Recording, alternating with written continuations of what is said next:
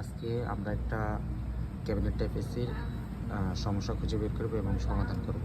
AC সমস্যা হচ্ছে AC just remote দেওয়া অন অফ হয়, অন অফ করার পরে এই যে কিছুক্ষণ পরে এই জায়গায় যে E3 উঠে থাকে ডিসপ্লেতে।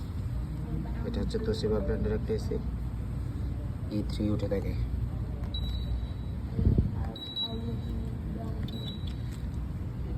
এখন এটার কী সমস্যা আমরা সেটা ফাইন্ড আউট করব, তারপরে হচ্ছে এটা সমাধান করার চেষ্টা করব।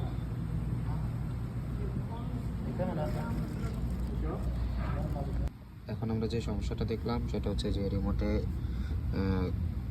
কুলিং মোড দেওয়া আছে, কুলিং মোড দেওয়া থাকলে হচ্ছে E3, ফ্যান চলে না, যে ইনডোরের যে কুলার ফ্যানটা সেটাও চলে না। তো আমরা এটার মোডটা চেঞ্জ করে জাস্ট ফ্যানে দিয়ে দেখি, ফ্যানে দিয়ে দেখলাম যে ফ্যানটা চলে কিনা। এখন দেখলাম যে ফ্যান চলে, তার মানে এটার ফ্যান ঠিক আছে, এটার সার্কিটের সমস্যা। এখন অনেক সময় এই সমস্যাটা হয় সার্কিটের সেন্সরের কারণে এই সমস্যা হয়, যে রুম সেন্সর এবং হচ্ছে আইস কাটার সেন্সর, এই সেন্সরগুলোর সমস্যার কারণে এই সমস্যাটা হয়।